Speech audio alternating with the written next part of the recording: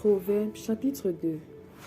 Mon fils, si tu reçois mes paroles, et si tu gardes avec toi mes préceptes, si tu rends ton oreille attentive à la sagesse, et si tu inclines ton cœur à l'intelligence, oui, si tu appelles la sagesse, et si tu élèves ta voix vers l'intelligence, si tu la cherches comme l'argent, si tu la poursuis comme un trésor, alors tu comprendras la crainte de l'Éternel, et tu trouveras la connaissance de Dieu. Car l'Éternel donne la sagesse, de sa bouche sortent la connaissance et l'intelligence. Il tient en réserve le salut pour les hommes droits, un bouclier pour ceux qui marchent dans l'intégrité, en protégeant les sentiers de la justice et en gardant la voie de ses fidèles. Alors, tu comprendras la justice, l'équité, la droiture, toutes les routes qui mènent au bien. Car la sagesse viendra dans ton cœur, et la connaissance fera les délices de ton âme. La réflexion veillera sur toi, l'intelligence te gardera, pour te délivrer de la voie du mal, de l'homme qui tient des discours pervers, de ceux qui abandonnent les sentiers de la droiture, afin de marcher dans les chemins ténébreux, qui trouvent de la jouissance à faire le mal, qui mettent leur plaisir dans la perversité, qui suivent des sentiers détournés et qui prennent des routes tortueuses, pour te délivrer de la femme étrangère, de l'étrangère qui emploie des paroles doucereuses, qui abandonne l'ami de sa jeunesse et qui oublie l'alliance de son Dieu. Car sa maison penche vers la mort, et sa route mène chez les morts. Aucun de ceux qui vont à elle ne revient et ne retrouve les sentiers de la vie. Tu marcheras ainsi dans la voie des gens de bien, tu garderas les sentiers de justes. Car les hommes droits habiteront le pays, les hommes intègres y resteront. Mais les méchants seront retranchés du pays, les infidèles en seront arrachés. Amen.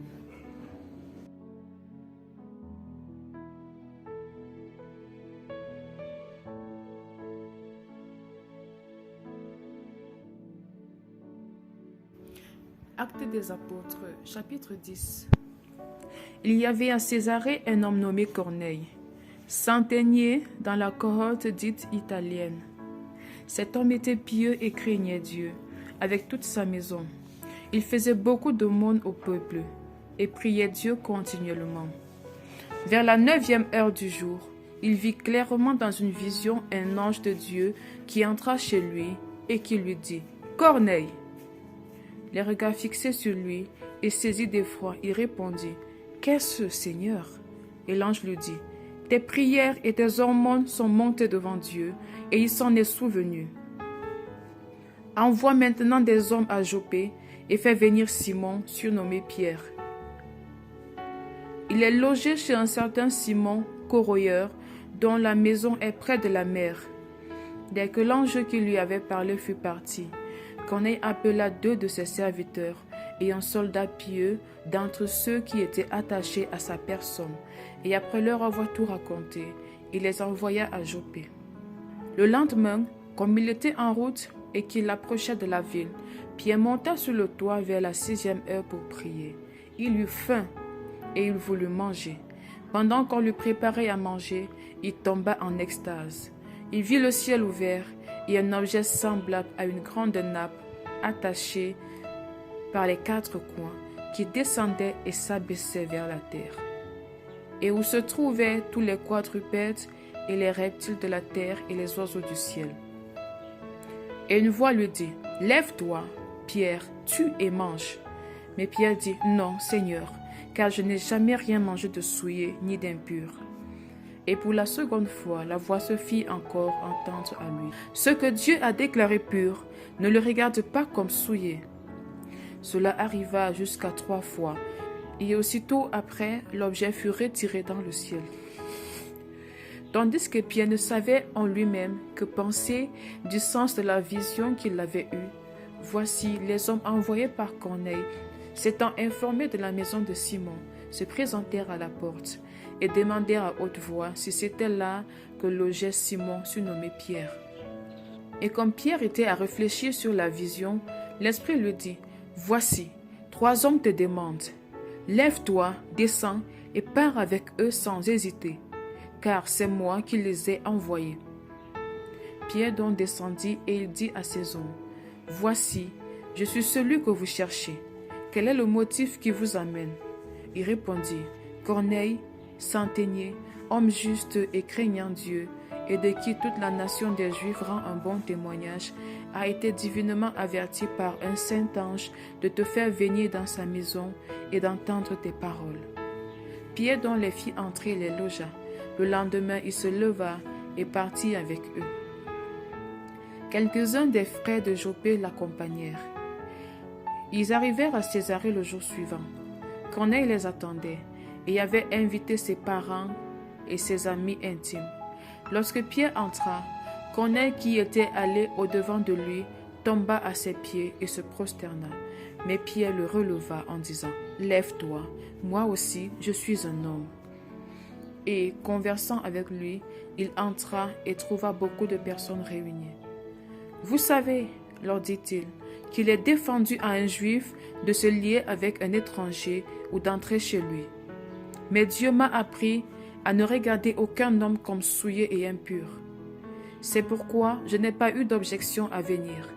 Puisque vous m'avez appelé, je vous demande donc, pour quel motif vous m'avez envoyé chercher. » Corneille dit, « Il y a 4 jours, à cette heure-ci, je priais dans ma maison, à la 9e heure.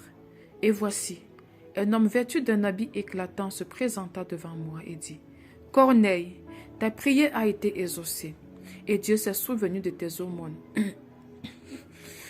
Envoie donc à Joppé et fais venir Simon, surnommé Pierre. Il est logé dans la maison de Simon, corroyeur, près de la mer. Aussitôt j'ai envoyé vers toi, et tu as bien fait de venir.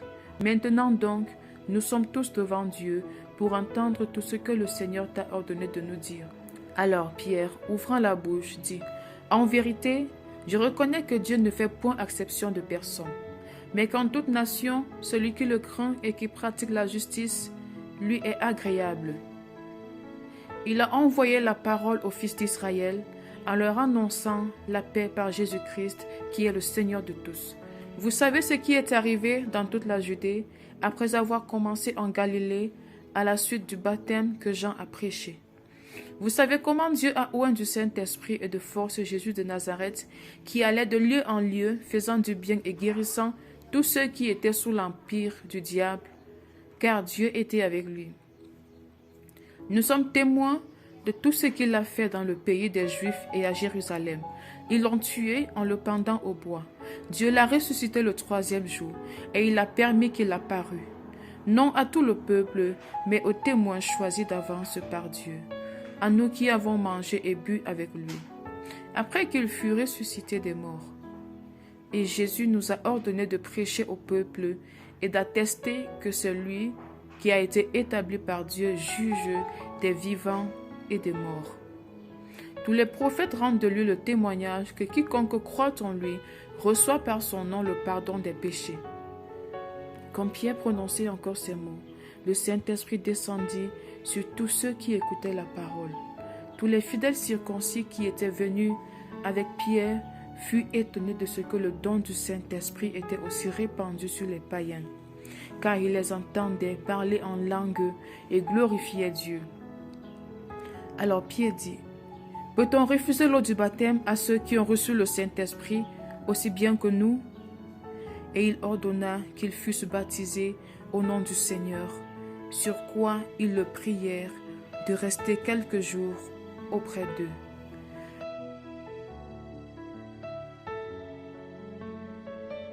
Acte 2, chapitre 11.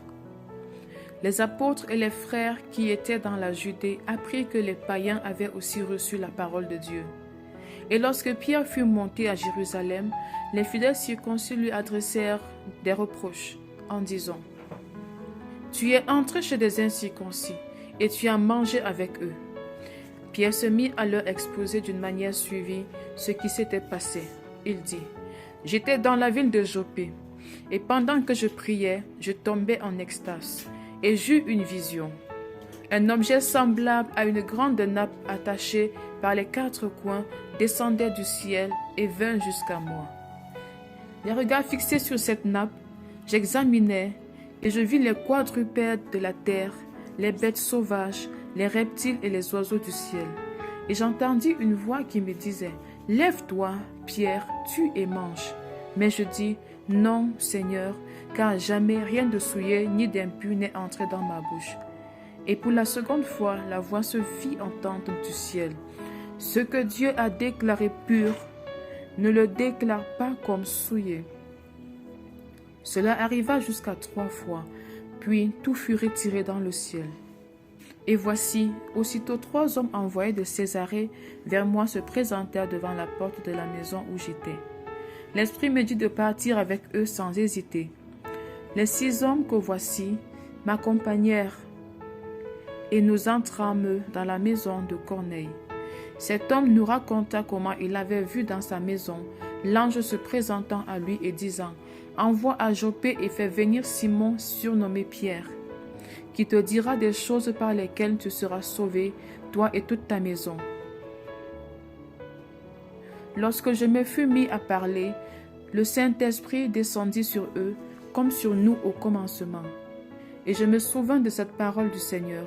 Jean a baptisé d'eau, mais vous serez baptisés du Saint-Esprit. Or, puisque Dieu leur a accordé le même don qu'à nous, qui avons cru au Seigneur Jésus-Christ, pourrais-je, moi, m'opposer à Dieu?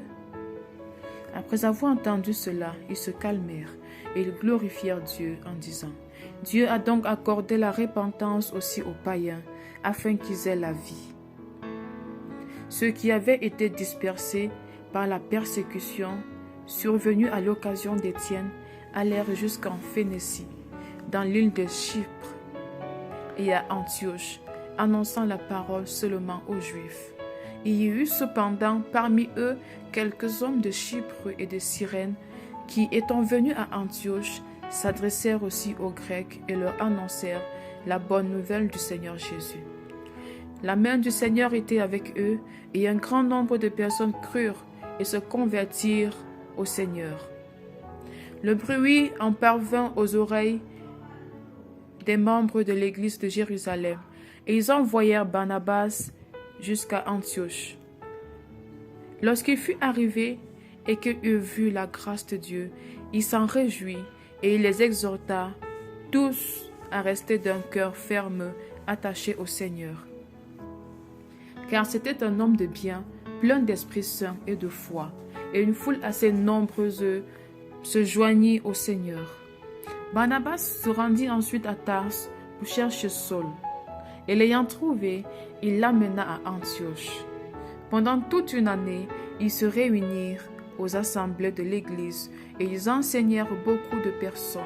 Ce fut à Antioche que, pour la première fois, les disciples furent appelés chrétiens. En ce temps-là, les prophètes descendirent de Jérusalem à Antioche. L'un d'eux, nommé Agabus, se leva et annonça par l'Esprit qu'il y aura une grande famine sur toute la terre. Elle arriva en effet sous Claude. Les disciples résolurent d'envoyer, chacun selon ses moyens, un secours aux frères qui habitaient la Judée.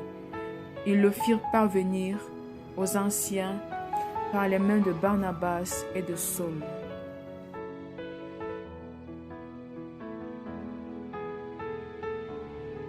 Actes, chapitre 12. Vers le même temps, le roi Hérode se mit à maltraiter quelques membres de l'Église, et il fit mourir par l'épée Jacques, frère de Jean. Tant que cela était agréable aux Juifs, il fit encore arrêter Pierre. C'était pendant les jours des pains sans levain. Après l'avoir saisi et jeté en prison, il le mit sous la garde de 4 escouades de 4 soldats chacune, avec l'intention de le faire comparaître devant le peuple après la Pâque. Pierre donc était gardé dans la prison, et l'Église ne cessait d'adresser pour lui des prières à Dieu. La nuit qui précédait le jour où Hérode allait le faire comparaître, Pierre, lié de 2 chaînes, dormait entre 2 soldats, et des sentinelles devant la porte gardaient la prison. Et voici, un ange du Seigneur survint, et lumière brilla dans la prison. L'ange réveilla Pierre en le frappant au côté et en disant « Lève-toi promptement !» Les chaînes tombèrent de ses mains. Et l'ange lui dit « Mets ta ceinture et tes sandales. » Et il fit ainsi. L'ange lui dit encore « Enveloppe-toi de ton manteau et suis-moi. » Pierre sortit et le suivit. Ne sachant pas que ce qui se faisait par l'ange fut réel, il s'imaginait avoir une vision. Lorsqu'il eut passé la première garde, puis la seconde, ils arrivèrent à la porte de fer qui mène à la ville et qui s'ouvrit d'elle-même devant eux. Ils sortirent et s'avancèrent dans une rue. Aussitôt l'ange quitta Pierre. Revenu à lui-même, Pierre dit « Je vois maintenant d'une manière certaine que le Seigneur a envoyé son ange et qu'il m'a délivré de la main d'Hérode et de tout ce que le peuple juif attendait. » Après avoir réfléchi, il se dirigea vers la maison de Marie, mère de Jean, surnommée Marc, où beaucoup de personnes étaient réunies et priaient. Il frappa à la porte du vestibule, et une servante nommée Rhode s'approcha pour écouter. Elle reconnut la voix de Pierre, et dans sa joie, au lieu d'ouvrir, elle courut annoncer que Pierre était devant la porte. Ils lui dirent « Tu es folle !» Mais elle affirma que la chose était vraie. Ils lui dirent « C'est son ange !» Cependant, Pierre continuait à frapper. Ils ouvrirent et furent étonnés de le voir. Pierre, leur ayant de la main fait signe de se taire, leur raconta comment le Seigneur l'avait tiré de la prison. Et il dit « Annoncez-le à Jacques et aux frères. » Puis il sortit et s'en alla dans un autre lieu. Quand il fit jour, les soldats furent dans une grande agitation pour savoir ce que Pierre était devenu. Hérode s'étant mis à sa recherche et ne l'ayant pas trouvé, interrogea les gardes et donna l'ordre de les mener au supplice. Ensuite, il descendit de la Judée à Césarée pour y séjourner. Hérode avait des dispositions hostiles à l'égard des Tyriens et des Sidoniens, mais ils vinrent le trouver d'un commun accord. Et après avoir gagné Blaste, son chambellan, ils sollicitèrent la paix parce que leur pays tirait sa subsistance de celui du roi. À un jour fixé, Hérode, revêtu de ses habits royaux et assis sur son trône, les harangua publiquement. Le peuple s'écria « Voix d'un Dieu et non d'un homme ». Au même instant, un ange du Seigneur le frappa parce qu'il n'avait pas donné gloire à Dieu, et il expira rongé des vers. Cependant, la parole de Dieu se répandait de plus en plus, et le nombre des disciples augmentait. Barnabas et Saul, après s'être acquittés de leur message, s'en retournèrent de Jérusalem, amenant avec eux Jean, surnommé Marc. Amen.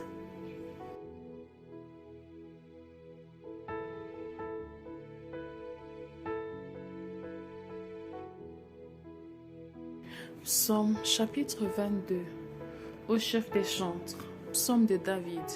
Mon Dieu, pourquoi m'as-tu abandonné?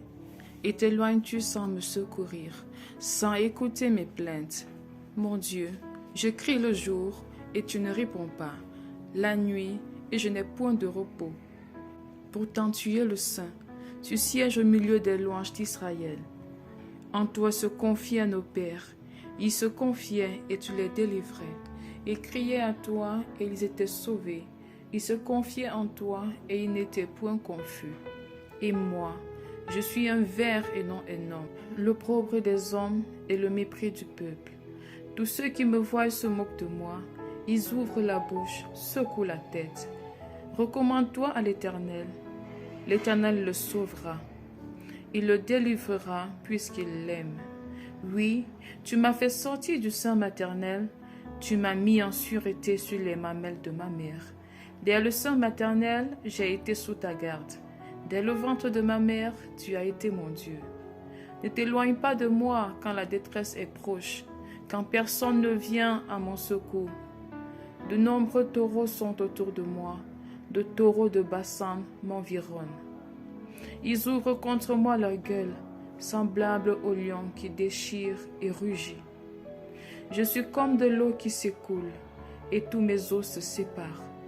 Mon cœur est comme de la cire, et il se fond dans mes entrailles.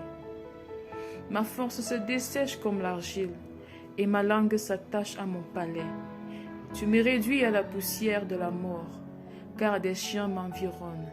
Une bande de scélérats rôde autour de moi. Ils ont percé mes mains et mes pieds. Je pourrais compter tous mes os. Eux, ils observent, ils me regardent. Ils se partagent mes vêtements, ils tirent au sort ma tunique. Et toi, Éternel, ne t'éloigne pas. Toi qui es ma force, viens en hâte à mon secours.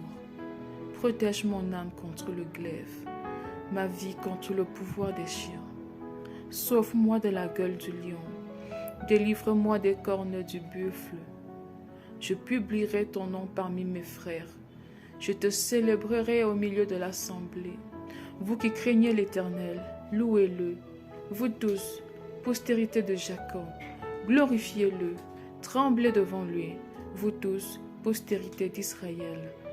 Car il n'a ni mépris ni dédain pour les peines du misérable, et il ne lui cache point sa face, mais il l'écoute quand il crie à lui. Tu seras dans la grande assemblée, l'objet de mes louanges. J'accomplirai mes vœux en présence de ceux qui te craignent. Les malheureux mangeront et se rassasieront. Ceux qui cherchent l'Éternel le célébreront. Que votre cœur vive à toujours. Toutes les extrémités de la terre penseront à l'Éternel et se tourneront vers lui. Toutes les familles des nations se prosterneront devant ta face, car à l'Éternel appartient le règne. Il domine sur les nations. Tous les puissants de la terre mangeront et se prosterneront aussi. Devant lui s'inclineront tous ceux qui descendent dans la poussière, ceux qui ne peuvent conserver leur vie. La postérité le servira. On parlera du Seigneur à la génération future. Quand elle viendra, elle annoncera sa justice. Elle annoncera son œuvre au peuple nouveau-né.